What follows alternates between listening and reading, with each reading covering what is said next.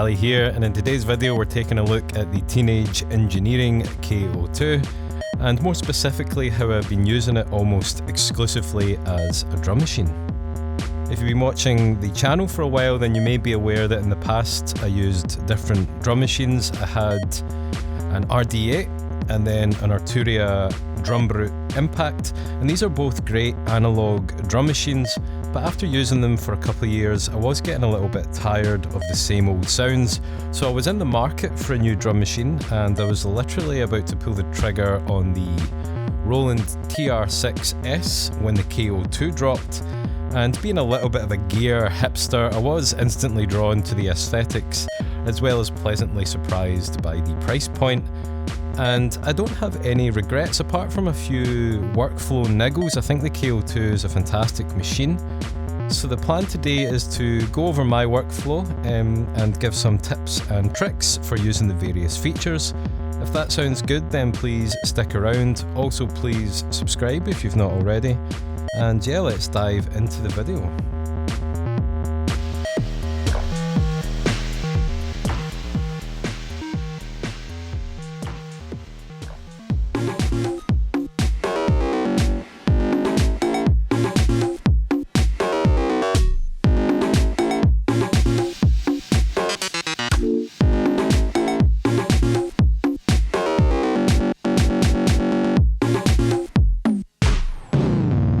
Okay, so the KO2 has 9 projects and each project has 4 groups, and I typically like to arrange the groups in a specific way. So I have group A with my foundational sounds, the kicks, the snares, the hats.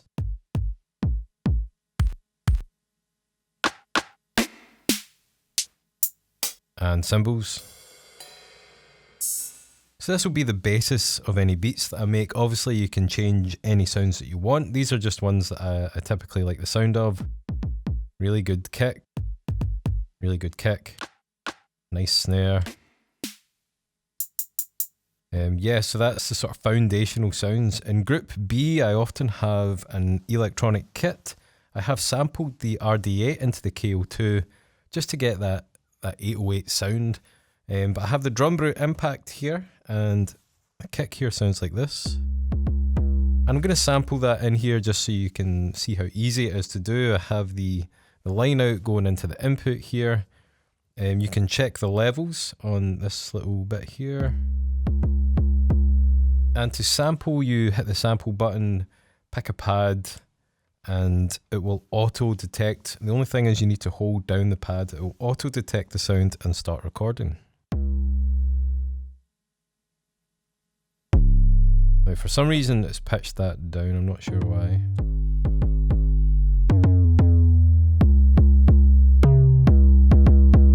There we go. And once you have the sound, there are a load of edit tools you can use by hitting Shift and Sound. And here we have the trim, where we can shorten the start and the end. We have sound, where you can choose between one shot, keyboard, and legato.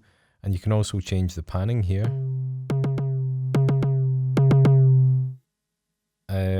What else do we have? We have an envelope with an attack and release. And then a couple other things I've not really explored. Timing and MIDI. But yeah, I've not been using those, so I've just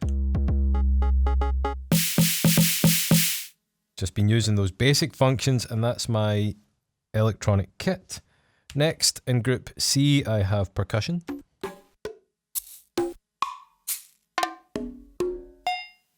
I think it's very important to have percussion. It can really elevate your beats, make them groovier, make them sound cooler.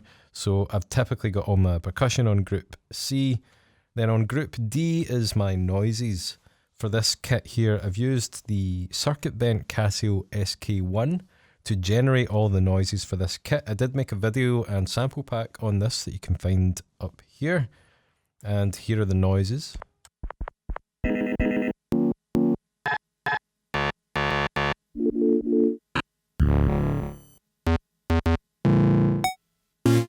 Having noises like this is another way to elevate your beats. It just makes them more interesting, more cool. And you can use any of these in keyboard mode to get little noises and add some flair to your beats. So with these 4 elements, let's make a beat.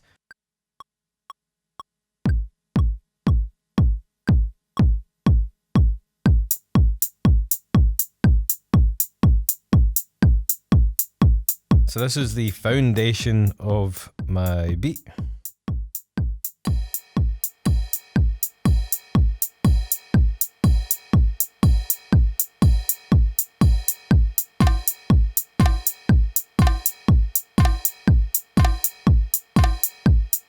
When I have something like this down, I like to take record off so that I can experiment.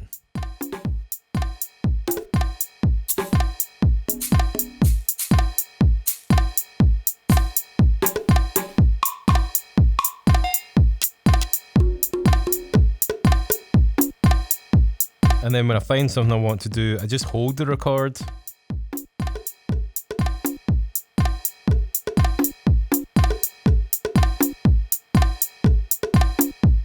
Let's get some of the noises in.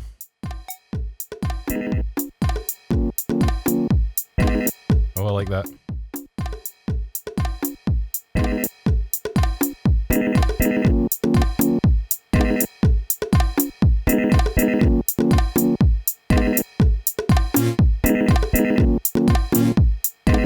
Gonna add that in on the last note. Ooh, yep.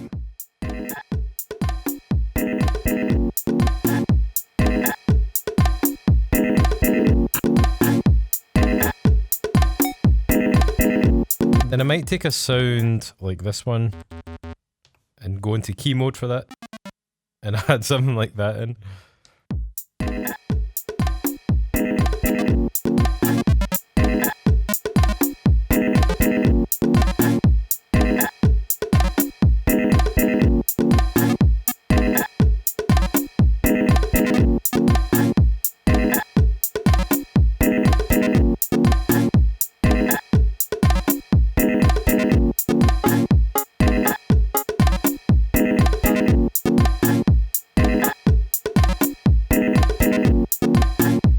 I feel like you don't want to make your beat too crowded. This is about as crowded as I would make it.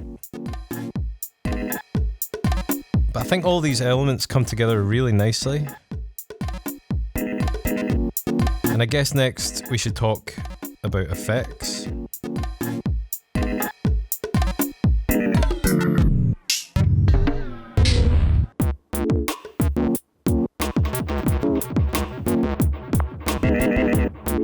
So the effects in the KO2 can be used in a couple of different ways. There is only one effects slot, so even though there's a few effects you can choose from, you can only use one at a time.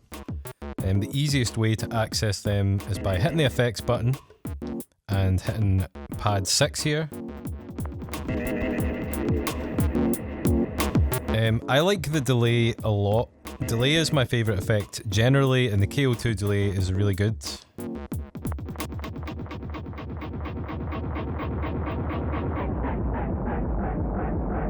I typically love delays that you can make sounds like this with.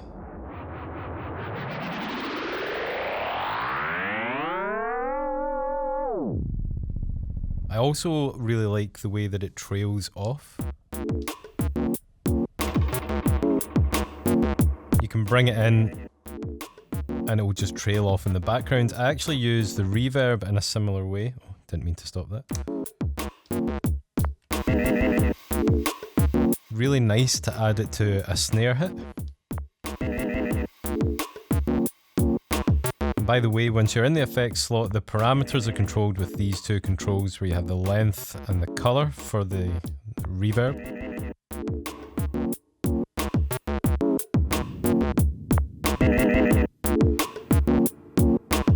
That's nice.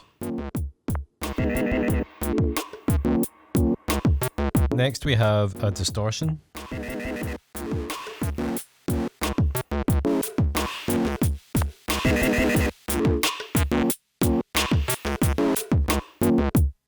And a chorus. The chorus is really good actually.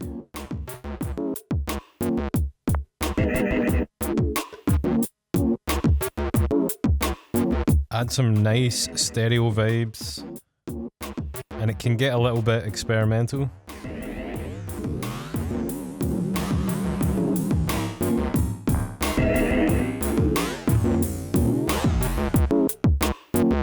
Then we have a resonant filter.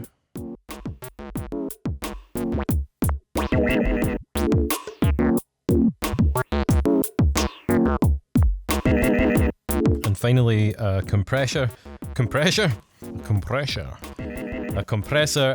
I typically use the global compressor, which you can access by pressing Shift and Effects.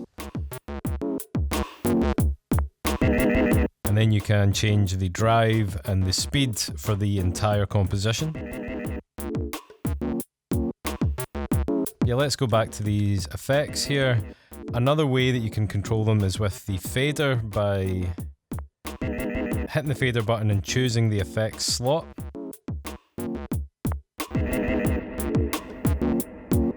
And one of the advantages to this is that you can record the fader movements. In theory. So that's quite nice. I'm going to delete that fader movement there.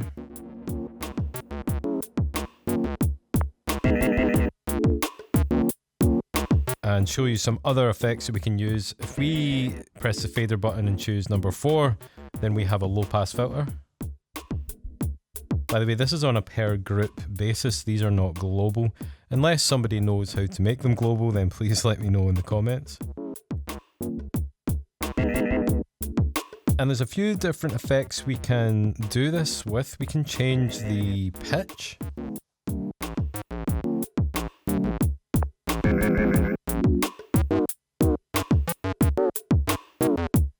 I also noticed there's one called Tune. I don't know if this is different.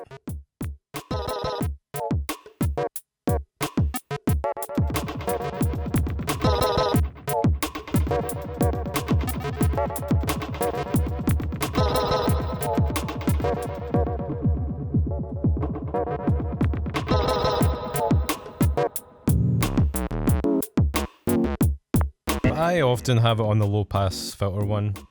Just nice to be able to smoothly take an element out and back in.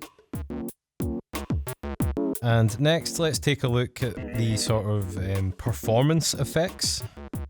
There's quite a few that you access by holding the effects button.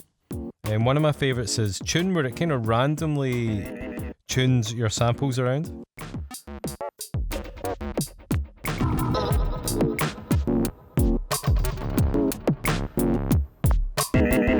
We have a low pass filter, high pass, some quite aggressive bit crushing. We have a kind of repeater down here.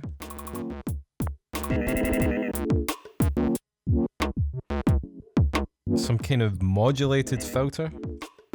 A general pitch. These are actually touch sensitive as well, so you can do some weird things like that.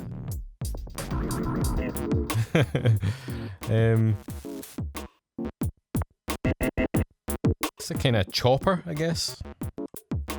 And down here we have this one which seems to randomize your samples onto different pads.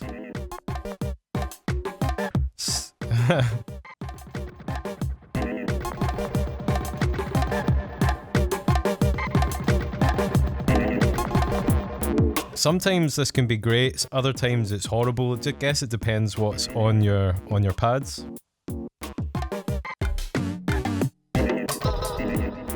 But being able to mix all of these effects is a really great performance tool, and it's one of my favourite things about the KO2. There is also a looper.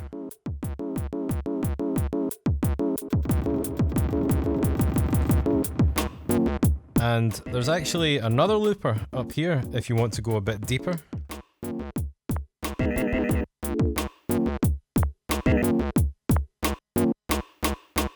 With this looper you can change the loop manually.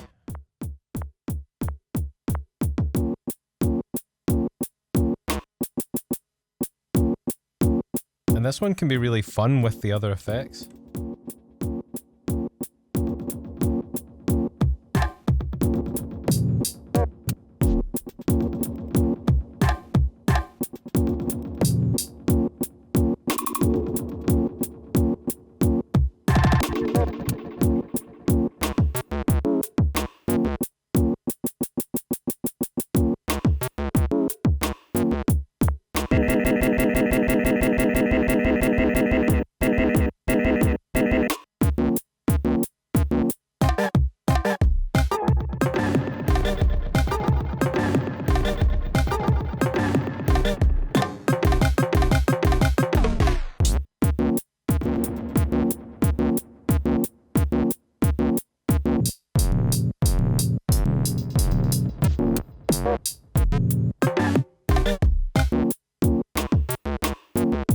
So yeah, that's the kind of brief overview of the effects. It is one of my favourite parts of the KO2 because it's very immediate and it's very hands-on.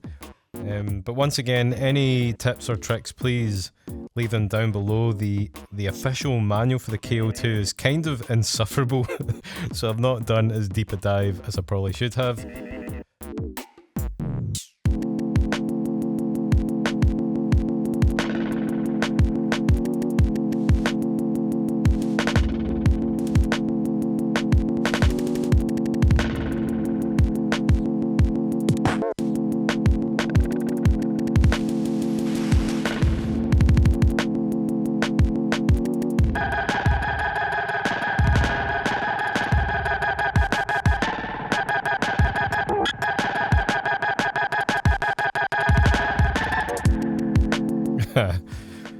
In this final jam, I want to demonstrate the timing button here, which can let us take a sound like this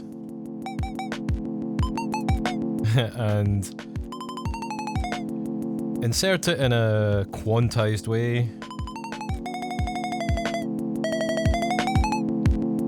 And I used this technique to build this beat here, which has a kind of nice glitchy feel. So to do this, if I was to pick a sound like this sort of shaker, I go into the edit and I want to kind of make it as small as possible. So we're just getting this little kind of click. I'm also going to pitch it up.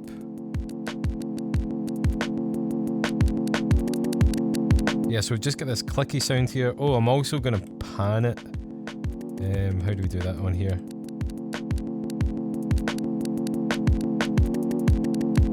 There we go. And then I'm just going to like record these little clicks. It's a nice little effect.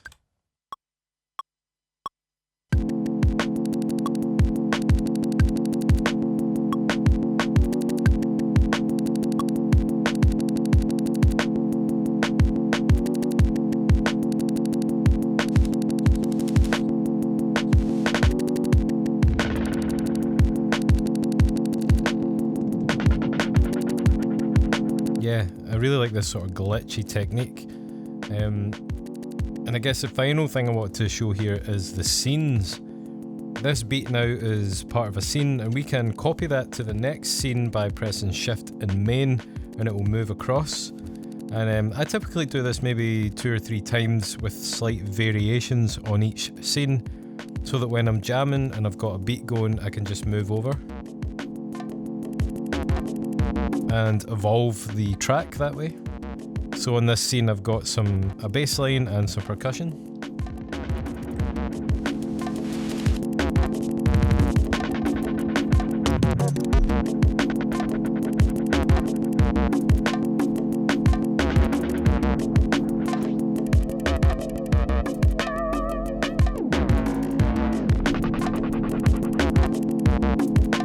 And this little beat here is a classic example of how this weird effect, the sort of sample swap effect, can have very drastic effects.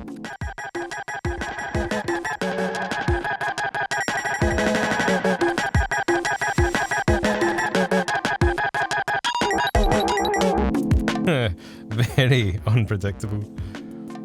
So yeah, that's pretty much all the ways that I use the KO2 as a drum machine. I know that these examples have had some melody and bass. That was just to keep it a bit more interesting. But yeah, I hope you've enjoyed the video and found it somewhat insightful. If you'd like to help support the channel, then I have a Patreon account where I upload extra videos, sample packs and preset packs. You can sign up to that for as little as £3 per month, the proverbial 1 cup of coffee, and it really does help me out. I also have a cassette for sale that you can pick up on my Bandcamp, and finally there are some affiliate links down below as well. Thank you for watching, and I'll catch you all again soon.